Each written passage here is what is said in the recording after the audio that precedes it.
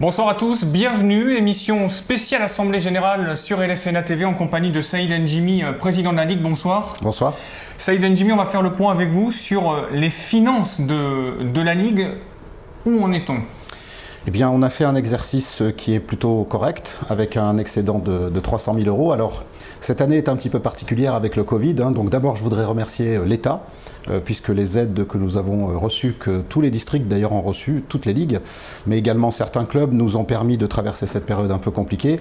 Donc cette année est un petit peu particulière, puisqu'on a été très fortement aidés, mais ça nous a permis de compenser les ressources que nous n'avons pas pu obtenir, principalement sur les licences qui ont un petit peu baissé, sur les engagements et d'autres sujets. Mais on s'en sort quand même bien. Alors justement, durant cette émission, nous allons revenir en détail sur les chiffres. On abordera aussi la question épineuse de l'arbitrage en France, même si en Nouvelle-Aquitaine, ça va plutôt pas mal.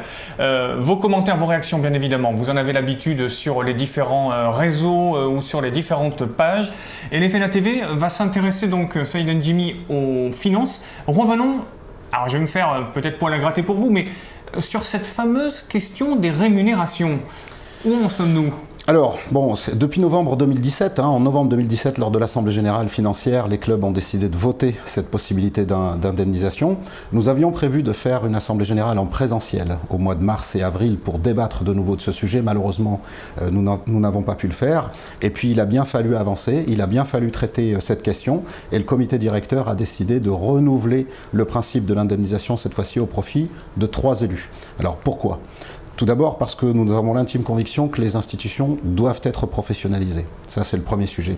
Deuxième sujet, ce n'est pas une augmentation de charges sur les clubs, puisqu'il y a des postes salariés qui ne sont pas reconduits, comme ceux des directeurs généraux, ou encore comme ceux de certains salariés en charge de la communication. Donc, ça n'est pas une charge supplémentaire pour les clubs. Et enfin, en ce qui me concerne, la Fédération française de football a décidé d'augmenter sa subvention, qui avant était de 60 000 euros fixe, maintenant elle est de 50% du montant, donc ça vient améliorer notre situation. Et puis une dernière petite chose, ça ne représente que 1%, moins d'1% du budget de la Ligue, donc je trouve qu'on devrait davantage s'intéresser à 99% du budget, évidemment s'intéresser à nos résultats, puisque je tiens quand même aussi à préciser que ce même comité directeur a décidé de préciser que si nous étions en déficit ou si nous demandions plus d'argent au club par l'intermédiaire du prix des licences, il est bien évident que cette indemnisation ne doit pas avoir lieu. Alors donc, vous êtes fait régulièrement justement attaqué, vilipendé par certains. Aujourd'hui, la situation fait que vous êtes rémunéré donc par la Ligue ? Alors, je n'ai pas perçu de salaire sur l'exercice 2020-2021. Il est prévu que j'en perçoive un sur l'exercice 2021-2022. Mais encore une fois, j'en appelle à de la cohérence et non pas à des pics ou de la jalousie perpétuelle. La cohérence, c'est est-ce que les clubs ont obtenu des résultats ?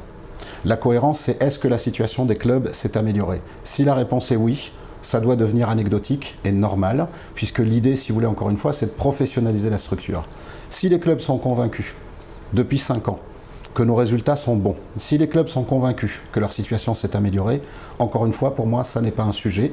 Et je travaille aussi pour l'avenir, puisque demain et après-demain, les gens qui me remplaceront devront être indemnisés. C'est un choix. Vous professionnalisez un peu cette instance qui reste une association.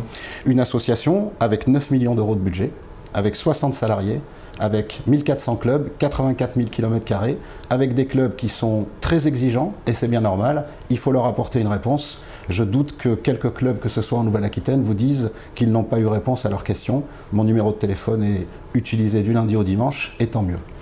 Aujourd'hui, que répondez-vous à ceux qui disent qu'il faut revenir à une gestion plus associative, justement ? C'est un choix. Moi, je ne crois pas que ce choix-là soit le bon pour nous, et pour des raisons simples. La première, c'est que les gens qui aujourd'hui sont critiques, et ils ont raison, ont été au pouvoir. Qu'ont-ils fait ? Ils ont augmenté le prix des licences tous les ans. Et ils n'accordaient que 40 000 euros de dotation au club. Ça, c'est la situation que tous les clubs connaissent. Depuis cette professionnalisation, nous avons baissé le tarif des licences et nous avons passé le montant des dotations au club de 40 000 euros à 1 million d'euros sur les 2 derniers exercices. En ce qui me concerne, le choix est vite fait. Maintenant, la parole est au club et elle restera toujours, bien évidemment, au club. Justement, parlons, si vous le voulez bien, de cette crise de la Covid-19. Comment les clubs ont-ils traversé ces difficultés? Alors humainement, ça a été très difficile. Financièrement, ça a été très difficile également, principalement pour les clubs de taille modeste, dont le budget est composé des buvettes. Les clubs bien structurés avec des salariés s'en sont très bien sortis. Et je pense qu'eux aussi doivent remercier l'État pour les aides qu'ils ont pu obtenir. Mais nous avons évidemment une pensée pour les clubs plus modestes. Et c'est d'ailleurs pour cette raison que nous avons proposé aux clubs 1 million d'euros de restitution, ou en tout cas de crédit à valoir sur les licences, de telle manière à aider principalement les plus modestes. Voilà aussi une action qui est inhérente à la professionnalisation de la structure. Vous êtes dans la politique de la main tendue, c'est un peu ce que vous essayez de dire et de convertir? En tout cas, la politique du soutien permanent aux clubs, qu'ils soient humains, parce que c'est d'abord et avant tout un soutien humain pour leur dire qu'on est à leur côté, un soutien évidemment matériel également, et ça se traduit aujourd'hui, il faut le dire, nous sommes en train de récupérer la totalité de nos licenciés. On est encore un petit peu en difficulté par rapport à il y a 2 ans, mais petit à petit, les choses sont en train de rentrer dans l'ordre. On a une inquiétude, principalement sur les féminines, et on doit mener des actions pour ramener nos jeunes femmes au football. Dans quelques minutes, on abordera le côté sportif des choses. Revenons sur la gestion financière pure, simple, logique. Vous évoquiez un budget à peu près équivalent. Vous êtes déficitaire, comment ça se passe? Alors, cette année, on a réalisé un excédent de 300 000 euros. Il faut savoir qu'on a... Et ce, malgré la crise? Et ce, malgré la crise. Encore une fois, merci à l'État. On a pu aussi, sur cet exercice, renvoyer 1 million d'euros au club. Ça veut dire que, toutes choses égales par ailleurs, nous aurions pu faire 1 300 000 euros d'excédent. C'est évidemment impossible, et c'est bien pour ça, si vous voulez, qu'on a décidé de renvoyer 1 million d'euros au club. Mais cette année, comme vous le dites, est un petit peu particulière, parce que comme nous avons été bien soutenus par les services de l'État, il faut qu'on revienne à une constance à peu près équivalente aux autres saisons. Ça dépend des licenciés, et nous sommes très heureux aujourd'hui, puisque nos licenciés sont en train de revenir. Quels sont les objectifs pour la saison à venir, hormis le fait que vous allez prendre un salaire pour être trivial et pour être un brin provocateur? Qu'est-ce qui va changer? Qu'est-ce qui va évoluer? Encore une fois, c'est un sujet qui est intéressant pour beaucoup de gens, mais ça représente moins d'1% du budget. Donc si on veut être trivial sur 1%, je vous invite... Mais vous me laissez le droit de vous taquiner quand même. Évidemment, évidemment. Mais à défaut d'être taquin, il faut bien que les clubs aient conscience des véritables enjeux. Je pense que les véritables enjeux, c'est d'abord et avant tout 99% du sujet. 99% du sujet, c'est... D'autant que quand on est président tous les jours. Oui, évidemment. Enfin, ceux qui en doutent encore et qui pensent que je passe mes journées à m'amuser n'ont aucune idée du poids de la tâche. Mais je suis un passionné, je suis très heureux de l'exercer. Mais notre vrai sujet, encore une fois, c'est le nombre de licenciés qui doit revenir le plus vite possible. Ce sont les infrastructures, aider les clubs à toujours avoir davantage de terrains synthétiques, davantage de clubhouse pour pouvoir recevoir leurs licenciés. C'est ramener nos jeunes femmes et nos jeunes et nos moins jeunes féminines sur les terrains de football, ça c'est très important. Et puis d'une manière générale, aider à la structuration de nos clubs par la formation des dirigeants, mais également par l'employabilité. En clair, soutenir l'emploi dans les clubs bien structurés et pourquoi pas créer un groupement d'employeurs pour aider les clubs plus modestes, eux aussi, à se structurer. Aujourd'hui, du coup, c'est l'un de vos objectifs prioritaires. On a parlé de l'employabilité il y a une quinzaine de jours sur le magazine LFNA TV, justement. Est-ce que vous vous dites qu'il faut accompagner de plus en plus et toujours ces petits clubs? Je pense que c'est indispensable puisque le bénévole d'hier, que j'appelle bénévole de labeur, sans que ça soit péjoratif, qui trace le terrain, qui reçoit les parents, qui fait les sandwichs, malheureusement celui-là, nous en aurons de moins en moins et je pense que tout le monde en est conscient. On se dirige plutôt vers un bénévole de confort, en quelque sorte, qui lui acceptera de venir à condition que le club soit bien structuré.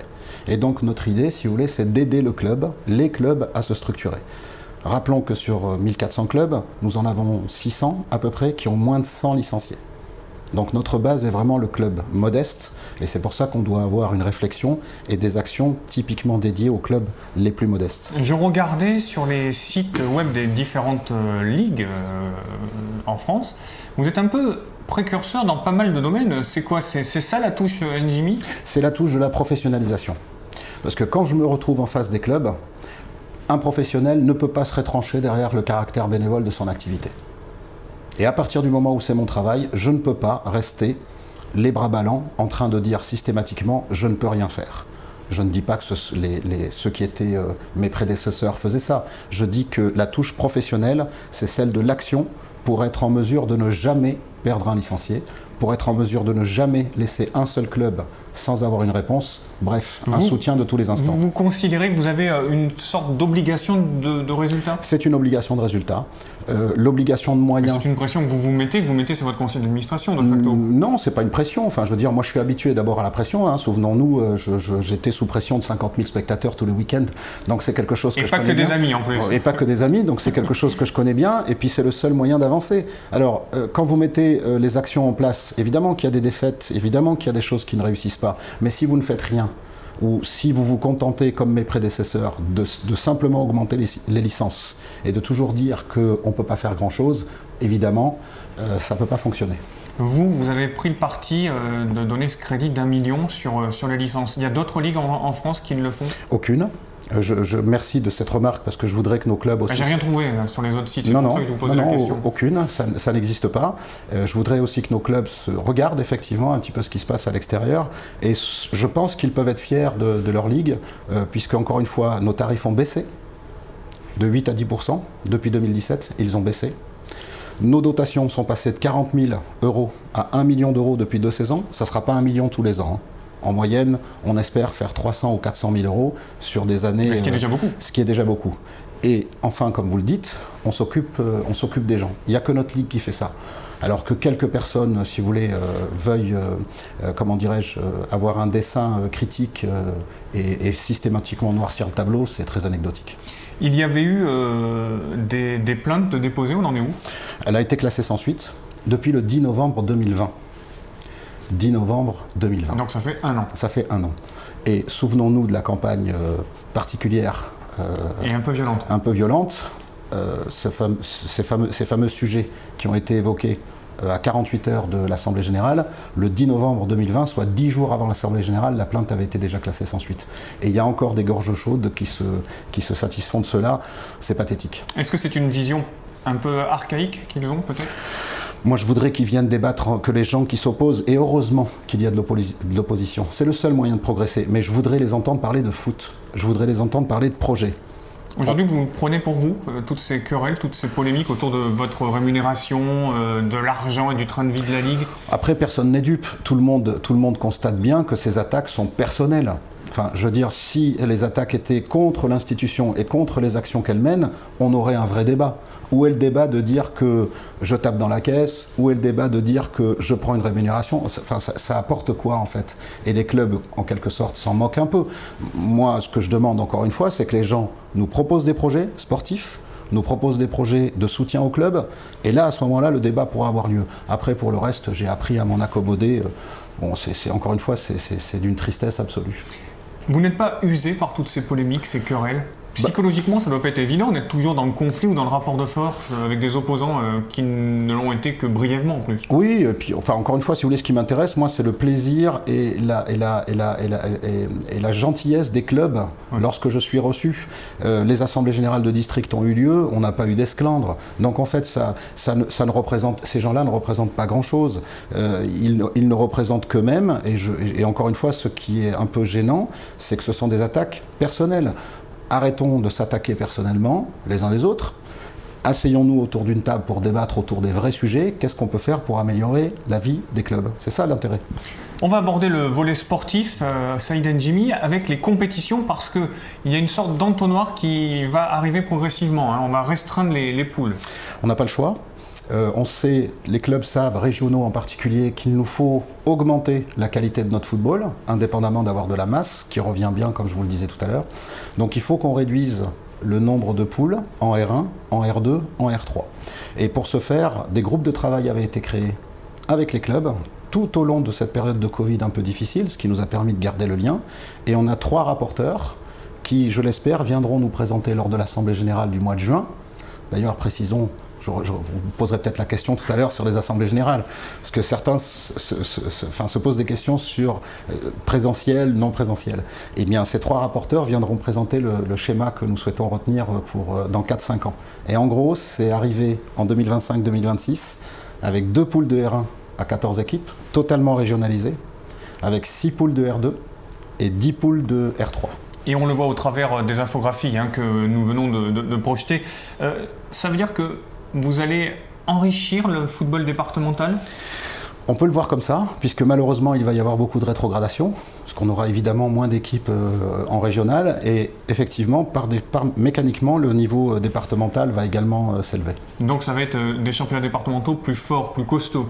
Plus forts, plus costauds, un championnat régional aussi plus fort et plus costaud, pour que les équipes qui accèdent à l'élite, à la Fédération française de football, le championnat national, puissent être véritablement armées. Notons également qu'on fera la même chose pour les jeunes. Et je tiens à dire aux clubs qui nous écoutent ce soir que nous ferons tout notre possible pour accompagner financièrement le fait, par exemple pour la R1, d'avoir des déplacements qui vont se démultiplier. Alors j'allais y venir, les clubs vont certainement courroucer un petit peu parce que les déplacements risquent d'être longs. Si on doit faire Anglet-Guéret par exemple dans la journée, c'est compliqué. C'est compliqué et en même temps, il nous faut accepter les 84 000 km² de notre territoire. Par contre, mon propos, mon système, et les gens le savent, c'est toujours de mettre en place des actions d'accompagnement pendant une saison, pendant 2 saisons, matérielles, de telle façon à ce que les clubs puissent s'habituer à cette nouvelle donne, ou en tout cas s'habituer à cette donne qui existe déjà, et aujourd'hui on ne peut plus la repousser éternellement. Saïd N'Djimi, faisons un parallèle puisque nous abordons le côté sportif. Parlons de discipline. On voit ces phénomènes, maintenant on les qualifie de récurrents. Déjà 6 matchs interrompus en Ligue 1. On le voit également dans les compétitions régionales. Qu'est-ce que vous allez faire ? Vous allez taper du poing sur la table à un moment donné ? Alors, on a fait 2 choses. La première, c'est que les clubs ont décidé à 70% de voter la possible radiation à vie des dirigeants, des licenciés qui frappent des officiels, délégués ou arbitres. Et je suis de ceux qui pensent qu'il faut appliquer cette mesure puisqu'elle a été votée en Assemblée générale. Il faut en fait tolérance zéro. Je ne pourrai jamais comprendre le passage à l'acte. Je peux comprendre la contestation, je peux comprendre l'exaspération, je peux comprendre un sentiment d'injustice, mais je ne comprendrai jamais le fait de frapper, le fait de violenter physiquement les uns et les autres. Alors vous allez me dire, les insultes c'est trop, mais les sanctions existent aussi. Mais ce que je ne peux plus supporter, ce que je ne peux plus accepter, c'est le fait de violenter les arbitres ou les délégués. Dernière petite chose, très peu de cas. Aujourd'hui très médiatisé, mais très peu de cas. 99% de nos clubs sont vertueux, 99% de nos clubs respectent l'arbitrage, 99% de nos clubs sont respectueux les uns envers les autres. Mais vous ne pouvez pas nier quand même qu'il y a eu des problèmes cette année. Il y en a eu en Corrèze, il y en a eu à Lèche-Cap-Ferré, enfin, et puis pas sur des petites rencontres, première division départementale, nationale 3. Je ne nie pas, je dis que le pourcentage de matchs où il y a eu de vraies difficultés n'est pas très important. Et je ne nie rien. Je dis qu'à partir du moment où on a la chance, encore aujourd'hui, d'avoir très peu de matchs qui se passent très mal, soyons très rudes sur ce petit nombre de matchs pour mettre en exergue le fait qu'il n'y a pas beaucoup de gens en fait, qui sont irrespectueux. Et techniquement parlant, Saïd N'Djimi, est-ce que vous avez pris votre combiné et appelé Monsieur Aublanc, le président de la commission de discipline, pour lui dire « Attention, il faut que tu sévisses ». Est-ce que ça marche comme ça ? Non, non, c'est impossible. Le seul moyen pour Comment ça fonctionne ? Alors, le seul moyen pour que la démocratie fonctionne bien, c'est qu'il y ait une totale indépendance entre le comité directeur et les commissions de discipline. En gros, une totale indépendance entre le gouvernement de la République et les tribunaux. Vous imaginez que si le gouvernement de la République... Donc on est dans le même schéma. C'est exactement le même. Donc vous ne prenez pas votre téléphone pour dire qu'il faut sanctionner ou pas? Absolument pas. Par contre, je prends mes responsabilités comme le gouvernement pour créer des lois, en quelque sorte, et celle que j'ai évoquée avec vous tout à l'heure de la possible radiation à vie, votée en Assemblée générale. C'est notre route. Et ensuite, la commission de discipline, en totale impartialité, a ses outils pour pouvoir juger et décider si c'est opportun ou pas. Mais la radiation à vie, ça n'arrive quasiment jamais. Ça arrive peut-être une fois par an et en France, et encore. Nous verrons. Ce que je veux dire par là, c'est que je préviens aussi les uns et les autres. Tolérance zéro. Voilà, tolérance zéro, c'est notre route politique. Après, la commission de discipline, vous savez, des fois, elle reçoit des informations que nous n'avons pas forcément. Peut-être des choses qui sont dites avant et puis qui finalement, dans les rapports, ne se traduisent pas par ce qui a été dit. Donc, il faut savoir prendre de la mesure. Et la commission de discipline, c'est son travail. Alors justement, on voit des arbitres de plus en plus jeunes, et on reviendra sur les chiffres parce qu'ils sont plutôt bons en Nouvelle-Aquitaine. Beaucoup d'entraîneurs nous disent, oui, les arbitres ont tous le même style, c'est un peu fade. Qu'est-ce que vous leur répondez d'un point de vue technique? Ils trouvent qu'ils ont tous le même style, la même gestuelle? Vous qui avez été arbitre, vous connaissez ça? Je pense pas. Je pense que chaque arbitre peut ensuite construire sa personnalité. Ce qui est important pour nous, c'est d'avoir un nombre suffisant. Puisque aujourd'hui, ce qu'on pense, c'est qu'un club a besoin de 2 ou 3 choses. D'abord, des compétitions bien organisées. des arbitres sur le terrain et puis des tarifs les mieux adaptés possibles. Donc tant qu'on est sur le sujet de l'arbitrage, je pense que chaque arbitre, petit à petit, construit sa personnalité. On les espère évidemment tous bons. Mais moi, le premier, j'ai envie de vous dire que des fois, je suis passé au travers. C'est pas grave. Ce qui compte, c'est que les clubs, les joueurs, les dirigeants soient intimement convaincus que l'arbitre est honnête. Nous devons tous être intimement convaincus que l'arbitre est honnête. Et partant de là, peut-être qu'on aura, je l'espère, plus ce genre d'agression. Alors on va revenir sur les chiffres de l'arbitrage en Nouvelle-Aquitaine. Il y a une érosion totale au sein de la fédération et vous, eh bien vous sauvez les meubles, si je puis dire, avec des chiffres plutôt très convenables. On le voit sur l'infographie, moins 14 à la Fédé, moins 5 pour vous, c'est plutôt bien? Alors, moins 5, c'est toujours moins. Oui. Donc je ne suis pas très content. Après, je me rassure. Mais il y a pire. Voilà. Je me rassure en me disant qu'au niveau national, on est à moins 14%. Donc ça veut dire que le travail est fait. Le travail. Tout à l'heure, on parlait de professionnalisation. David Véliez, qui est le responsable de l'arbitrage au niveau néo-aquitain, est indemnisé. Et j'exige de lui des résultats. Et nous les avons. Vous voyez, pour raccrocher un petit peu au sujet de la professionnalisation, voilà un sujet typique. Et évidemment, nous dépensons 150 000 euros, 160 000 euros par an au profit de l'arbitrage, les accompagnements. Nos chargés de mission, ce sont des jeunes arbitres ou moins jeunes qui se déplacent dans les clubs pour promouvoir l'arbitrage. Bref, on a des vraies actions à destination de l'arbitrage et on a les résultats. Vous parliez des difficultés par rapport à l'arbitrage féminin. Alors, oui. Comment vous allez faire? Alors, pour l'arbitrage féminin, d'abord, on est quand même la première ligue. Et j'évoquais surtout les licenciées féminines au sens football, qu'il nous manque. Alors, un mot sur l'arbitrage féminin. Déjà, vous avez 4 arbitres en élite. Oui. La semaine dernière, on a fait un LFNA TV sur l'arbitrage féminin et j'ai appris qu'il y avait 4 arbitres en élite. Ça doit être un satisfecit. Un satisfecit, et puis ça permet aussi à nos plus jeunes de considérer qu'elles aussi, elles vont y arriver. Et nous l'espérons tous. Mais pour nos arbitres féminines, par exemple, nous avons indiqué au club que la formation ne coûterait que 10 euros. Pour nos arbitres féminines, nous les nommons tout de suite arbitres de ligue, ce qui permet de créer un groupe. Parce qu'une jeune femme qui démarre l'arbitrage dans son département est peut-être parfois un peu esseulée. Le fait de les regrouper toutes dans une catégorie immédiate régionale, ça permet de créer un groupe. Et n'oublions pas que les jeunes femmes apprécient d'être en groupe, comme elles peuvent vous quitter aussi en groupe. Saïd Ndjimi, parlons des compétitions. On voit pas mal de forfaits en régionale 1 féminine. Qu'est-ce qui explique qu'il y a autant de défections, de défaillances? On voit qu'il y a pas mal de clubs qui ont des difficultés pour générer un bel effectif. Nous avons une difficulté de masse. C'est-à-dire que, cette catégorie féminine a été celle qui est le moins revenue prendre des licences. Je vous le disais tout à l'heure, au niveau du foot. Donc je pense que les clubs qui malheureusement ont déclaré forfait ont eu des jeunes femmes qui n'ont pas repris leur licence. Donc ça, c'est un sujet malheureusement général sur lequel il est difficile d'intervenir. Ensuite, évidemment, il faut qu'on travaille sur la masse, c'est-à-dire comment faire pour que les clubs aient l'envie de revenir à un sujet de développement du football féminin. On va par exemple aider les écoles de football féminines, les jeunes, pour qu'on redéveloppe une masse la plus importante possible pour qu'on n'ait plus ce genre de désagrément. Mais si c'est arrivé, c'est parce que nos jeunes femmes des années précédentes n'ont pas pour toutes renouvelé leur licence. Donc vous allez faire une campagne de recrutement, campagne de com, vous allez travailler là-dessus? On va surtout dire aux clubs, les aider, faire un coup de pouce matériel, humain, de telle façon à ce que les clubs reviennent à la charge du développement du football féminin. Rappelons que c'est grâce au football féminin que statistiquement on se développera. Donc avec le Covid, on s'est d'abord occupé, les clubs se sont d'abord occupés de retrouver leurs licenciés masculins. Il ne faut pas oublier les féminines. Et en ce sens, on va accompagner et aider les clubs concernés. Et concernant la réforme des compétitions, comme vous l'évoquiez tout à l'heure, chez les féminines aussi, on aura ce même système? Alors figurez-vous que les filles sont en avance sur les garçons, puisqu'elles ont elles-mêmes décidé de cette réforme, et nous aurons des playoffs... Donc vous avez copié sur les filles? Alors ce sont les femmes qui nous donnent l'exemple. Et quand les garçons sont un peu réfractaires à la réforme, en nous expliquant à juste titre que les kilomètres vont être plus importants, pour certains qui sont toujours dans les zones difficiles, moins d'équipes, ça veut dire qu'ils seraient peut-être en danger de descendre.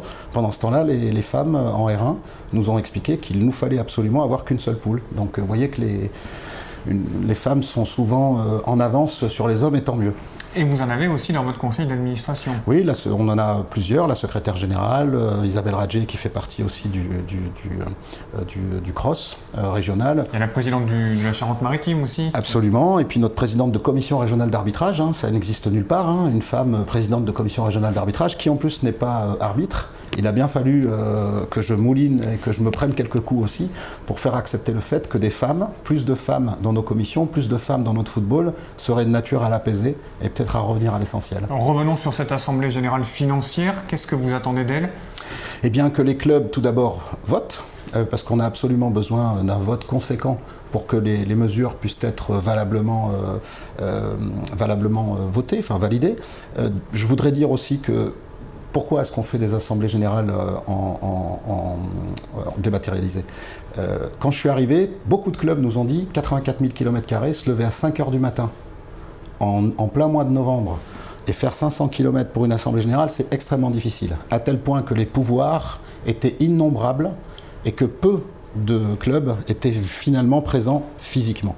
Et c'était une demande de leur part, de faire des assemblées dématérialisées. Le Covid a eu au moins nous a au moins donné cette opportunité de pouvoir faire des assemblées générales dématérialisées.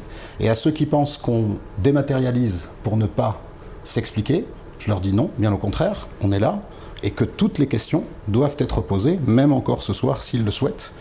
Je vais d'ailleurs répondre à certaines personnes qui m'ont interpellé, et tant mieux.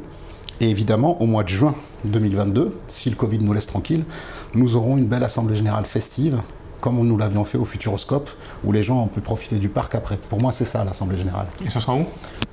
Peut-être au Futuroscope, peut-être à Walibi, en tout cas dans un endroit festif. On aimerait inviter le président du club ou son représentant avec son épouse et ses enfants, de telle façon à ce que 2 heures d'Assemblée Générale, et puis ensuite on puisse prendre les maillots de bain et les lunettes de soleil. Festoyer tous ensemble. Le foot, c'est aussi ça.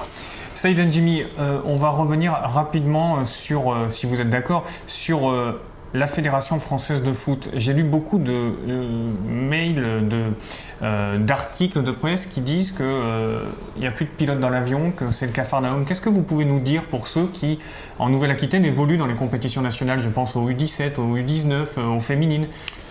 Bon, après, vous savez, c'est toujours délicat d'avoir un véritable avis. Ce que je constate, moi, si vous voulez, c'est que ça fonctionne plutôt bien au niveau régional. Bon, gageons que ça pourrait être mieux au niveau fédéral. L'arbitrage, typiquement, ça ne marche pas. Nous, en tout cas, on a proposé un système qui fonctionne bien. Alors, j'ai pas de doute sur le fait qu'on y arrivera à un moment ou à un autre. Et là-dessus, si vous voulez, moi, ce qui m'intéresse, c'est d'abord et avant tout de bien travailler dans notre région de Nouvelle-Aquitaine, d'être à la hauteur de ceux qui ont voté pour moi. C'est pas la Fédé qui a voté pour moi. Ce sont les clubs de Nouvelle-Aquitaine. Et accessoirement, si jamais on peut être de nature à proposer des choses intéressantes à la Fédération française de football et qu'on veuille bien nous écouter, tant mieux. Mais ce n'est pas l'objectif premier.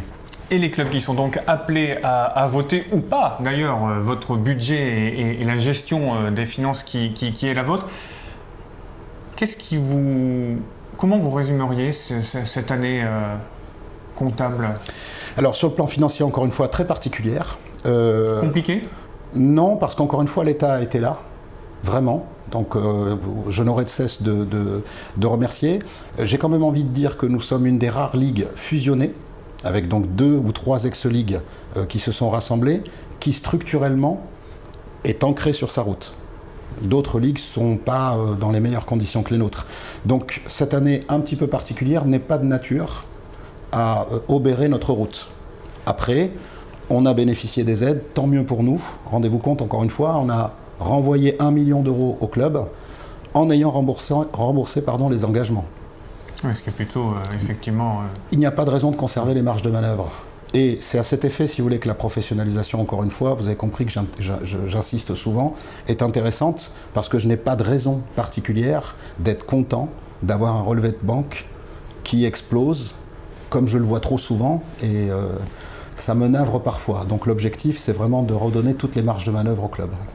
Merci beaucoup Saïd N'Djimi, merci de votre fidélité. On rappelle donc cette assemblée générale financière. Vous êtes appelés à voter, n'hésitez pas, merci et à très bientôt sur LFNA TV.